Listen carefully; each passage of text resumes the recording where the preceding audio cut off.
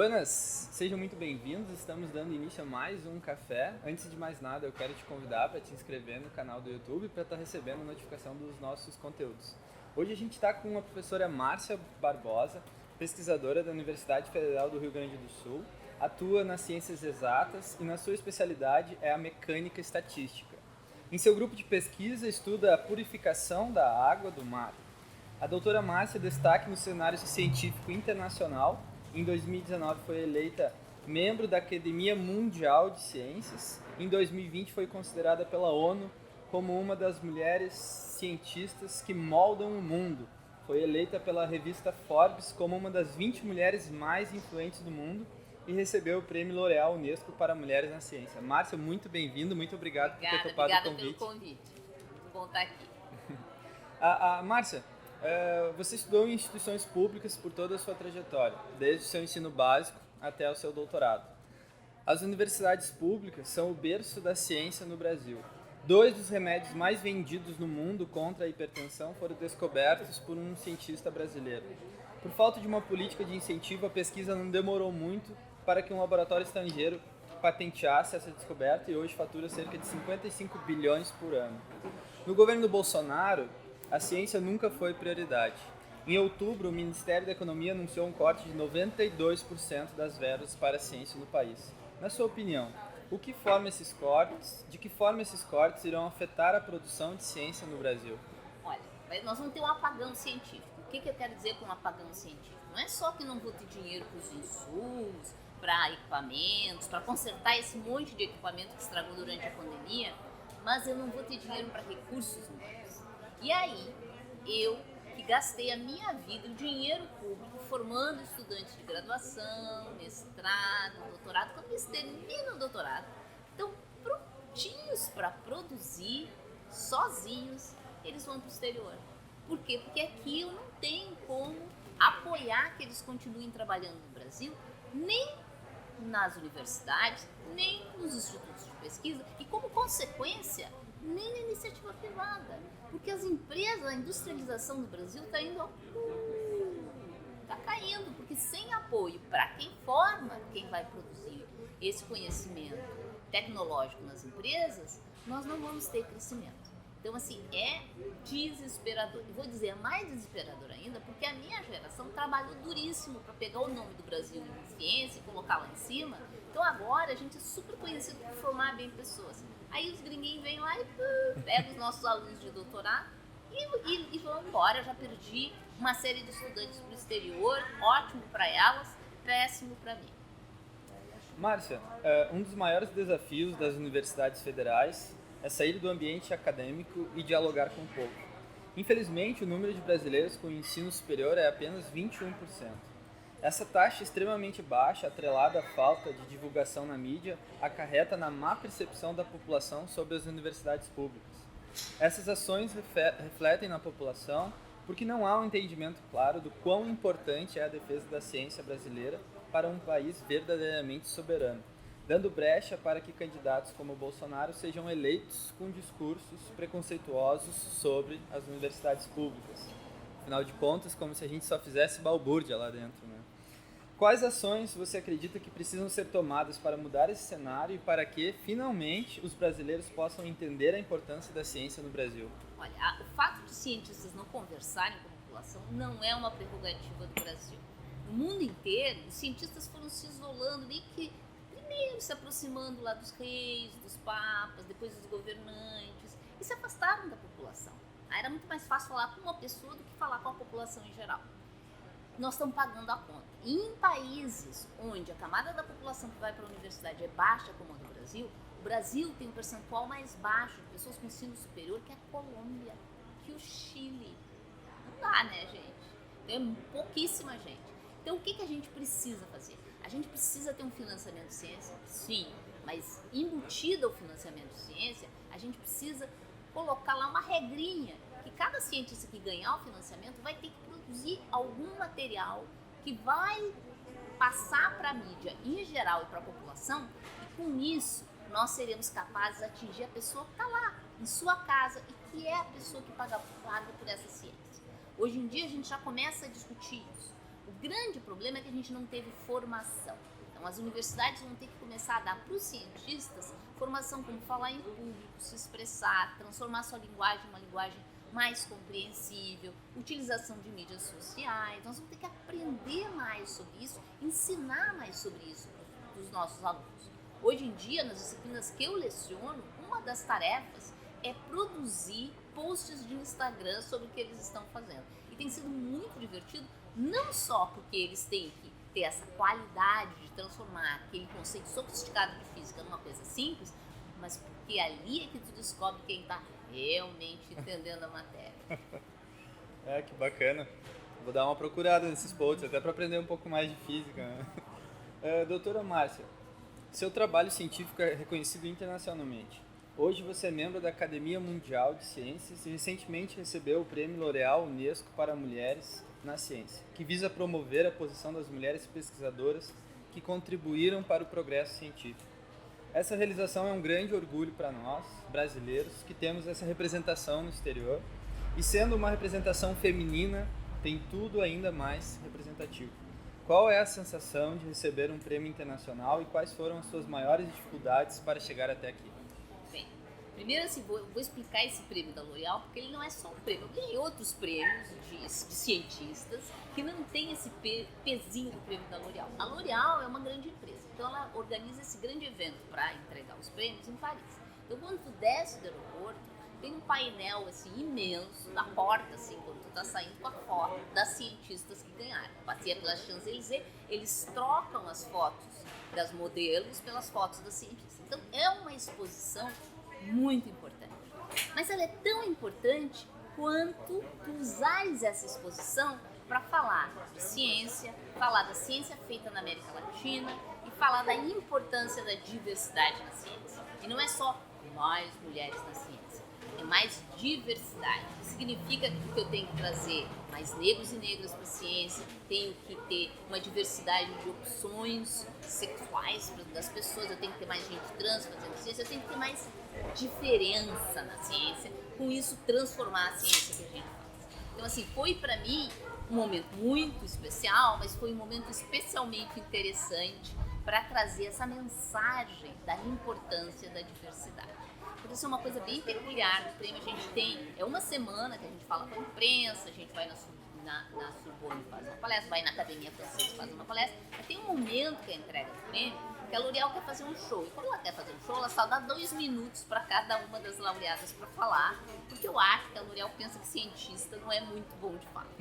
Nesses meus 2 minutos, o que eu fiz foi comparar a descoberta científica, que aquele momento tu acha assim, entendi algo, e tu pensa assim, eu sou a primeira pessoa no planeta que entendeu essa coisa, ele é um momento muito especial. E pra mim esse momento é um orgasmo. E aí, claro, a plateia veio abaixo, rindo, imaginar, e logo em seguida disse, que pena que a sociedade só permite uma pequena parcela da população, que são os homens brancos, particularmente do hemisfério norte, para ter esse sentimento tão maravilhoso. Nós precisamos ter mais diversidade na ciência. Então, assim, cada momento que a gente fala de ciência, a gente tem que trazer os outros aspectos. O aspecto da nossa independência em fazer ciência, o aspecto da democracia em fazer ciência, o aspecto de olhar para as questões do povo, desenhar o que tu vai fazer de ciência. Então, assim, não é só ser um cientista nerd na Torre de Marfim. Ser cientista é algo muito mais amplo que isso.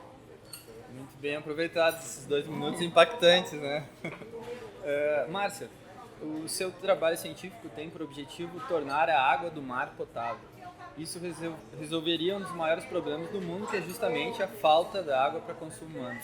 Eu gostaria que você explicasse um pouco mais sobre o seu projeto e por que você ter resolvido estudar a água. Bem, vamos começar com a água. A água todo mundo diz, mas que líquido mais simples, todo mundo sabe. Até teve um político que disse, vai cair a fórmula da água H2O. Na verdade, a coisa interessante da água nem é a fórmula, é a forma da água, bem como diz o filme. Por quê? Porque a água, graças a esse fato, ela ser uma molécula em V, que tem oxigênio com 2 hidrogênios, ela forma o que a gente chama de ligações. Ela tem uma molécula aqui, ela quer estar ligada com a outra molécula por polarização. Então ela não é uma molécula solitária, é uma molécula que gosta de estar ligada, mas é uma ligação meio parecida com relacionamento. Ela não ocorre se está muito perto, pressionando muito. E se tu deixa muito solto, vamos combinar que também não rola. Ela tem um ângulo e uma direção certinha, e já estou dando dicas aqui de relacionamento, dicas certas de ocorrer. Então, como ela corre só com essa distância, ela gera propriedades doidas. Tá? Então, a água tem mais de 70 comportamentos super malucos. E quando eu ouço maluco, eu já me interesso. Então, eu comecei a estudar e tentar entender esses comportamentos malucos, já pensando o que é que eu posso fazer de útil com essas maluquices da água.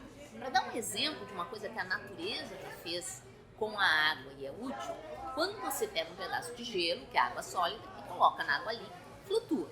Nossa, que óbvio, isso acontece todo dia na casa da gente. Mas isso não é normal. Isso é comum, mas não é normal. Todos os demais materiais, quando tu baixa a temperatura do material, o material vai se encolhendo que nem a gente num dia frio. Ele fica bem denso na fase sólida e coisas densas afundam na sua fase líquida. A água não. A água tu esfria, ela se abre toda. E porque se abre todo o gelo flutua e água. Por que isso é importante? Porque quando a gente baixa a temperatura lá no hemisfério norte, forma aquela camadinha de gelo e a água líquida fica aqui embaixo e sobrevive a vida. Por isso que quando a gente busca vida fora da Terra, a gente busca por gelo, porque talvez tenha água líquida embaixo daquela camada de gelo. E foi assim que em períodos glaciais, que a nossa crosta terrestre já teve, a vida sobreviveu. Então eu começo a olhar essas maluquices e pergunto, o que é que eu posso fazer com a maluquice? No caso particular do prêmio da L'Oréal, o meu grupo de pesquisa ganhou porque a gente elucidou um mistério.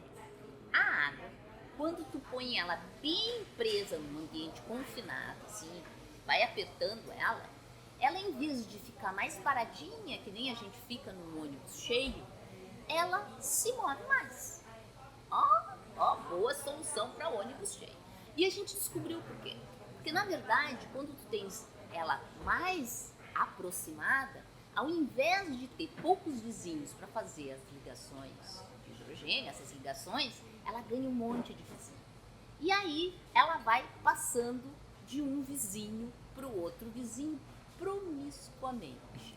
Eu chamava isso, com o linguajar da minha época, de efeito Ricardão, tá? Porque ia passando de um vizinho para outro vizinho. E eu sempre acho que somente uma pessoa que foi ao Carnaval de Olinda vai entender esse conceito de ir passando de uma fila de carnaval para outra fila de carnaval, porque tu adensou o sistema e te permite passar de uma fila para outra fila.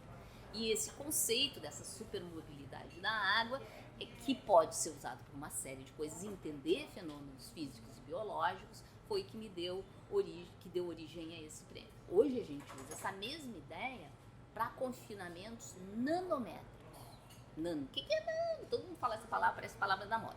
Mas é bem fácil de entender. Peguem um fio de cabelo, por favor, não arranquem o fio, só pensem em fio de cabelo. Fatia em 60 mil vezes, tá? Parece aqueles chefes. O fio de cabelo, o que sobrar é um nanômetro. Pois as pessoas conseguem colocar água nesse furinho e quando ela entra nesse furinho, ela forma uma fila e flui super rápido.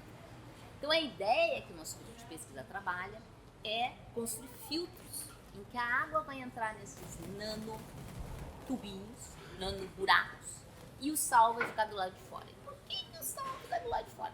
Porque o sal adora estar rodeado de água e ele não cabe com a sua camada de água para entrar nesse furinho. É como se o furinho fosse tão pequeno que só conseguisse entrar se tirasse aquele seu casaco maravilhoso favorito no inverno. E tu vai dizer, não vou tirar. Então o sal diz, não vou tirar. Não entra no furo, mas a água entra no furo. E aí é genial porque tu consegue fazer o tratamento da água num custo bem menor do que Muito menor. Então a gente ainda é uma coisa que não existe de fato, porque a gente ainda está fazendo a teoria, simulações disso, mas há uma necessidade no mundo que sempre que eu dou essa palestra aparecem sempre pessoas dizendo, olha, quando tiver o protótipo, manda pra gente que a gente está precisando dessalinizar a água, principalmente no mundo árabe, em algumas regiões do centro do Brasil, em que ter plantas grandes de dessalinização como essas que tem em Israel é inviável e esse processo vai permitir estruturas bem pequenas e localizadas para fazer esse processo de dessalinização ou da água do mar ou da água salobra. Nossa, genial. Genial, cheguei a me arrepiar aqui. Tu sabe que eu tive Física 1, 2, 3 e 4 no curso de Engenharia Química, né? Sim. E infelizmente não tive aula contigo. Poderia ter sido Olha, bem mais divertido, né? Ia ser divertido. Márcia, a participação feminina na ciência ainda é muito baixa. De acordo com uma pesquisa realizada pela Unesco, menos de 30% dos pesquisadores no mundo são mulheres. Você ingressou na universidade na década de 70, um momento muito mais difícil para as mulheres que queriam fazer parte do mundo científico, pois a crença de que as mulheres não eram capazes de produzir ciência era muito presente. Como era a participação das mulheres no curso de Física na década de 70? Olha, como é que era a participação das mulheres em tudo na década de 70? Eu estou entrando na universidade, vem da escola pública onde ninguém te dá muita importância se o que tu queres fazer de homem ou de mulher, porque a escola pública é um pouco mais, vamos dizer, cada um faz o que bem entende. E aí entro e olho, 80 estudantes, 8 gurias.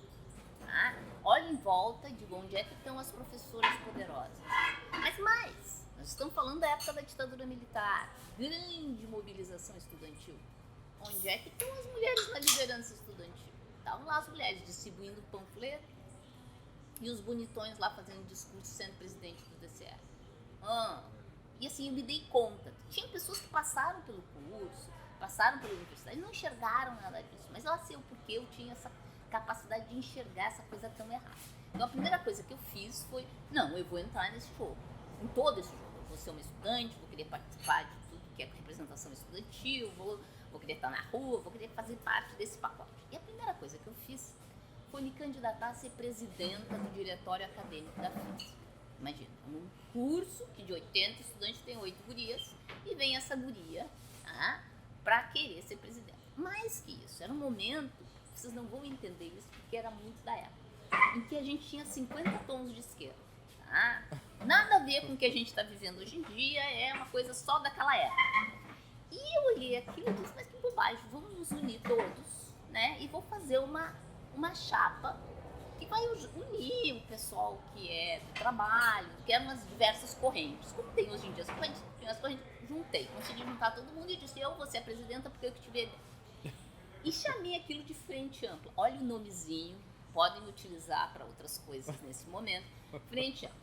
E aí no dia seguinte, os anarquistas tinham pastelado as paredes do instituto com fotos, cartoons de mulheres de seios nus, dizendo essa frente ampla que a gente aceita. Com misoginia. A misoginia, por favor, vivemos num mundo de misoginia. Então, assim, não ganhei, me tornei presidenta do diretório. Vou dizer, meu tesoureiro era o Arno Agostinho, que depois largou a física e se tornou tesoureiro do PT, inclusive fez economia. Ou seja, e hoje em dia todas as pessoas daquela chapa são professores de alguma universidade. É uma memória muito interessante, mas que mostra esse desafio que é ter uma mulher em uma posição de liderança. N vezes eu queria ser promovida, pedir a promoção, e as pessoas respondiam, tá muito bem para uma mulher. Tá muito bem para uma mulher. Então assim, é este o caminho. E é um caminho, como física é muito competitiva, vão usar isso contra ti. Se tens essa coisa que os outros identificam, abaixo da cintura tudo é canela, então vão bater. Então eu me lembro de um evento que a gente estava tendo uma discussão acalorada sobre um ponto de vista científico, e realmente meus dados, minhas evidências eram mais fortes, todo mundo terminou concordando comigo, e o colega com quem eu debatia, isso não era nem no Brasil, disse, Márcia, tu ganhou a discussão porque o teu perfume atrapalhou o meu raciocínio. Então assim, é isso. E isso não passou. Nós fizemos um estudo recente sobre a questão de assédio na Universidade Federal do Rio Grande do Sul e nós detectamos que 50% das pessoas já sofreram assédio moral. Que é o que eu qualifico esses comentários que eu acabei de citar. São todas plataformas de assédio moral cujo objetivo é te frear. Mas seguimos. Melhorou? Melhorou. Hoje nós temos muito mais mulheres na universidade, nós temos presidentas de DCE, a gente tem presidenta da Uni, mas a área de exatas ainda é problemática. Ainda os percentuais são muito baixos. Se você olhar, engenharia e física está em torno de 30%, e esses números flutuam, para não dizer diminuem ao longo do tempo. Tá. Que coisa, né? E se vê que não é só do Brasil, né? Não, é do mundo inteiro. Ele é um mundo. problema mundial. Inclusive, até me chama a atenção, eu descobri há pouco tempo, de que na Europa tem países que só na década de 70 a mulher pôde ter direito ao voto, né? Enquanto que aqui no Brasil a gente teve em 1932, então... Mas a gente teve muitas lutas, pessoas, né, como Berta Lutz, pessoas que conseguiram tocar lutas meio, assim, à frente do resto da população. E por isso que às vezes é tão fácil a gente perder direito. A gente recentemente perdeu um pacote enorme de direitos trabalhistas. Um pacote enorme de direitos trabalhistas específicos para as mulheres grávidas quando trabalham com sistemas tóxicos. Por que foi tão fácil? Porque as conquistas elas foram muito no passado movidas por ações individuais e não incorporadas na luta da população. Então a gente precisa ter mais a luta coletiva, porque aí as conquistas elas se tornam mais sólidas. Nossa, essa parte de mulheres grávidas expostas a ambientes assim é bizarro, assim. Eu acabei de concluir meu doutorado e fiz essa interface entre a saúde e inclusive a qualidade da água. E os maiores riscos estão nas mulheres grávidas, porque quando tem exposição, mesmo que em concentrações menores a determinados contaminantes, pode impactar, né, no desenvolvimento do bebê ou, enfim, impactos para a saúde. Mas, Márcia, você acredita que as dificuldades enfrentadas pelas mulheres nas ciências humanas e nas ciências exatas, elas são as mesmas? Nós temos dois problemas. Um que é mais particular das ciências exatas, que é o ingresso. Ingresso quer dizer, as mulheres desde pequenas ouvem que não é para elas, então nós temos uma baixa entrada nas exatas. Mas o problema do topo é o mesmo para todo mundo. Se tu olhar assim, nosso sistema educacional inteiro, mulheres já são 50% na graduação, mestrado e doutorado, se olhar todas as áreas. Mas aí tu vai subindo, vai para os postos de destaques, representante de conselho, CAP, CNPq, e aí quanto mais o que indica importa, sabe? Menor o percentual de mulheres. Quanto mais política o cargo, menor o percentual de mulheres. E isso vai atingir tanto mulheres das exatas, como mulheres das ciências sociais, como das artes, não importa o quê. A gente tem, eu e a professora Carolina Brito, com um apoio maravilhoso na PEAD da URGS, criamos um curso chamado Feminismos, Algumas Verdades Inconvenientes, que é gravado em ambientes como aqui, no café, na rua, e convidamos especialistas para falar sobre feminismo em diversas áreas. Tá? E aí tu percebes como eles têm um coração comum, uma coisa central comum, que é essa ideia de que a mulher pode assumir qualquer posição, que não tem um perfil, que é o perfil masculino, para assumir a liderança, e isso navega em todas as áreas do conhecimento. Essa coisa a gente tem que quebrar. E na área de exatas, a gente tem que atrair mais as meninas. É possível tu ires para essas áreas de exatas e tecnológicas. Genial. Um dos maiores problemas enfrentados por mulheres, não só no meio acadêmico, mas também no meio profissional, é o assédio moral e sexual. Lidar com essas situações é um desafio muito grande na carreira de uma mulher.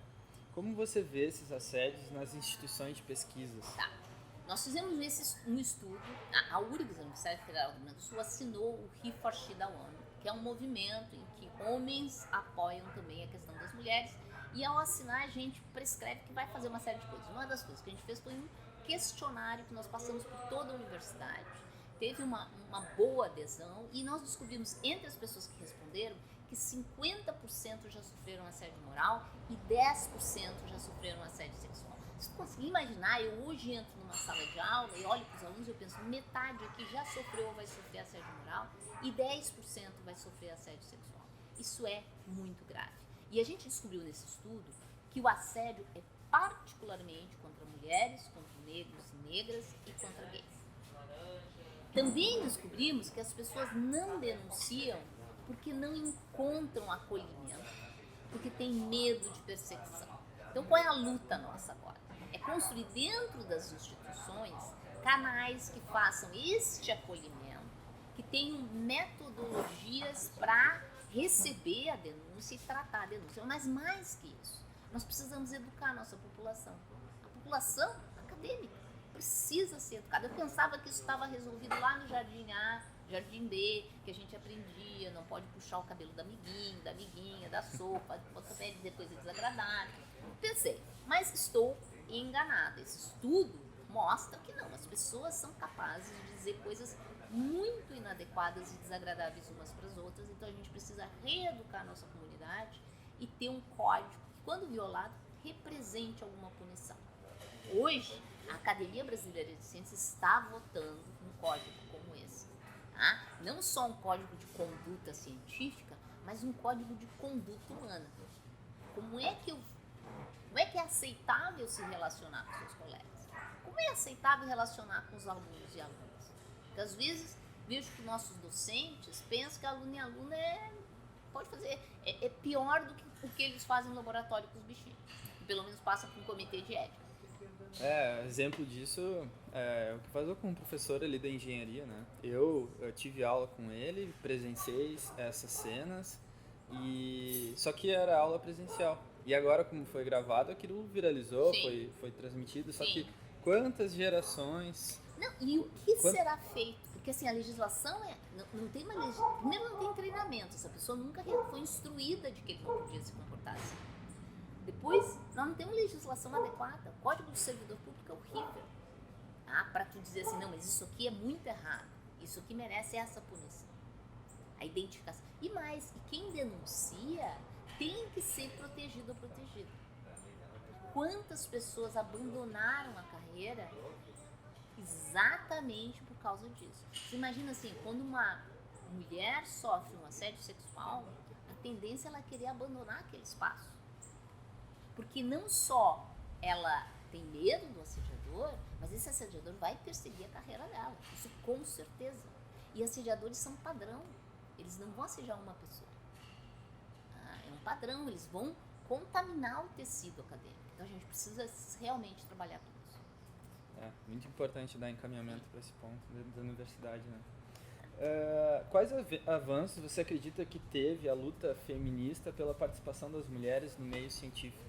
Olha, nós estamos ampliando. Hoje, em certas áreas, como nas áreas das biológicas, as mulheres já são maioria em sala de aula. E isso é muito importante. E a gente precisa realmente abraçar esse ganho.